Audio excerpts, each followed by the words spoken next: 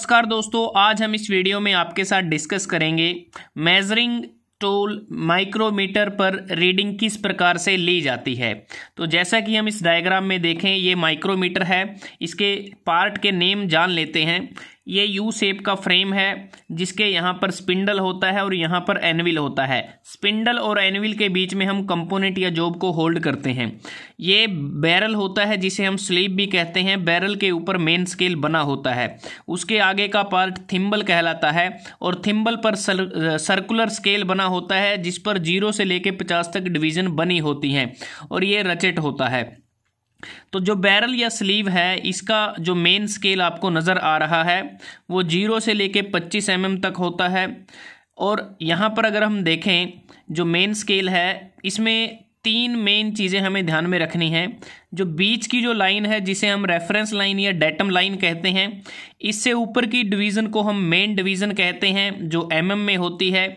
इससे नीचे की जो डिवीज़न है उसे हम सब डिवीज़न कहते हैं और उसको हम 0.5 mm उसको रीड करते हैं।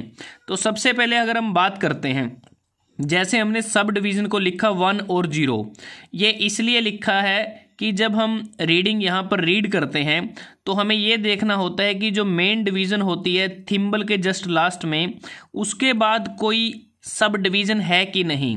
तो यहाँ पर 2 ही चीज़ें होती हैं, या तो वो 0 होगी मतलब कि है नहीं है, अगर 1 है तो उसको हम 1 मान लेते हैं और उसको मल्टीप्लाई कर देते हैं 0.5 mm के साथ। तो यहाँ पर इस कंपोनेंट का ये जो पार्ट है इसकी थिकनेस हम देखेंगे कितनी आई है। तो सबसे पहले जो मेन स्केल रीडिंग है जो बैरल पर हम देखेंगे, मेन डिवीज़न 5 mm। तो यहाँ से देखें जो कितनी हमारी जो मेन डिवीज़न है वो क्रॉस हुई हैं, 1 2 3 4 5 और 6। तो टोटल हमारे पास मेन डिवीज़न है वो 6 mm है।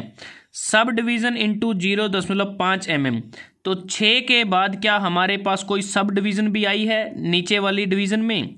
तो 6 के बाद कोई भी हमारी सब डिवीज़न नहीं है, मतलब कि 0 को 0.5 mm से मल्टीप्लाई करें तो हमें 0 ही मिलेगा। तो जो मेन स्केल की जो रीडिंग है वो हमारे पास आई 6 mm।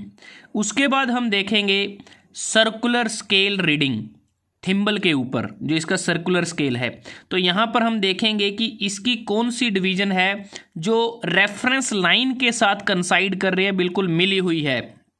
तो यहाँ पर 15 के बाद 16, जो 16th डिवीज़न है वो इसके साथ बिल्कुल रेफरेंस लाइन के साथ मैच कर रही है।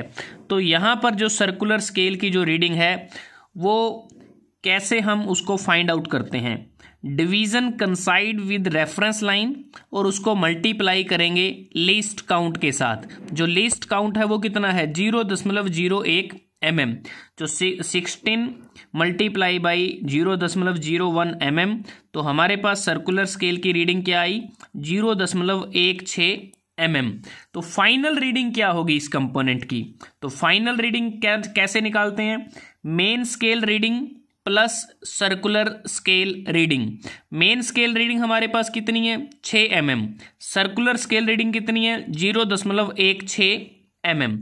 अब इनको आपस में हम ऐड कर देंगे, 6 mm प्लस 0.16 mm, तो फाइनल रीडिंग हमारी क्या आई 6.16 mm। तो इस कंपोनेंट का ये जो पार्ट है इसकी थिकनेस कितनी है 6.16 mm। तो इस प्रकार से हम माइक्रोमीटर पर रीडिंग को रीड करते हैं।